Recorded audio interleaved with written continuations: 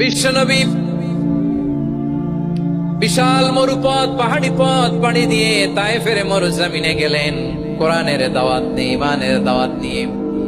কিন্তু তায়েফের লোকেরা বিশ্বনবীর দাওয়াতকে শুধু প্রত্যাখ্যান করেই থামে নাই, তারা বিশ্বনবীর সাথে অত্যন্ত খারাপ আচরণ করেছে।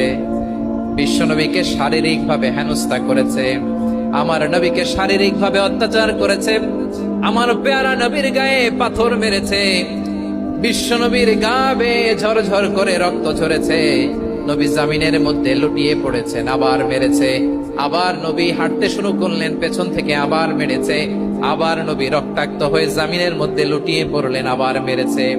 বিশ্বনবীর মতো এত সুশ্রী মানব, বিশ্বনবীর মতো এত শুভ্র মানব, বিশ্বনবীর মতো এমন চমৎকার দেহাবয়ব দিয়ে রব্বুল আলামিন কাউকে বানান নাই।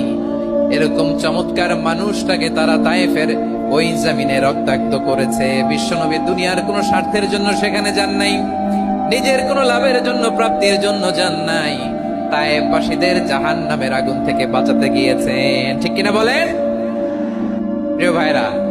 তায়েফের ছেলেরা নবীকে রক্তাক্ত করলো, আমার নবী কই যাবে? কই যাবে? মক্কায় জায়গা নাই, তায়েফে জায়গা নাই। তায়েফ থেকে ভারাক্রান্ত মন নিয়ে আমার নবী মক্কায় ফিরে আসলেন। বিশ্ব নবী মক্কায় ঢুকতে পারেন না। মক্কার মরুভূমির দিকে তাকিয়ে, উপত্যকার দিকে তাকিয়ে বিশ্বনবী ধা ধা করে কাঁদেন, ঝরঝর করে। নবীর চেহারা মোবারক থেকে চোখের পানিগুলো বেয়ে বেয়ে পড়ে। আমার জন্মস্থান, আমার শৈশব, কৈশোর, যৌবন কেটেছে এই মক্কায়, আমার এলাকায় আমি ঢুকতে পারি না। বিশ্বনবী মক্কার অনতি দূরে দাঁড়িয়ে জায়েদকে পাঠালেন, জায়েদ যাও দেখো কেউ আমাকে সাপোর্ট করার মতো আছে কিনা, যাও অমুকের কাছে যাও। জায়েদ গেলেন, তারাও প্রত্যাখ্যান করে ফিরিয়ে দেয়। বিশ্বনবী বললেন যাও অমুক লোকের কাছে যাও, তিনিও প্রত্যাখ্যান করে ফিরিয়ে দিলেন। কেউ বিশ্বনবীকে আশ্রয় দিতে রাজি হয় না।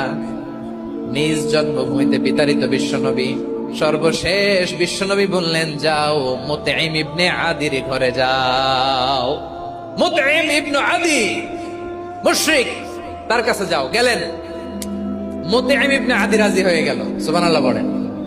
দেখেন, অনেক বিপদের সময়ও আমি নিজে সাক্ষী, সামাজিক ভাবে, রাজনৈতিক ভাবে কত ঝঞ্ঝা, কত ষড়যন্ত্র, কত কনস্পাইরেসি পারি দিয়ে আমাদেরকে সামনে এগিয়ে যেতে হয়। এই শত্রুদের ভেতরেও একজনকে দাঁড় করিয়ে দেয় যে আল্লাহর কোরআনের জন্য রেডি হয়ে যায়। পড়েন সুবহানাল্লাহ। মুতঈম ইবনে আদি, আল্লাহ তার মনকে নরম করে দিলেন। মুতঈম বলে, মুহাম্মদ আমি তোমাকে আশ্রয় দিব। তার দুই ছেলেকে পাঠালেন, যাও খোলা তলোয়ার নিয়ে, স্কট দিয়ে, গার্ড অফ অনার দিয়ে মুহাম্মদকে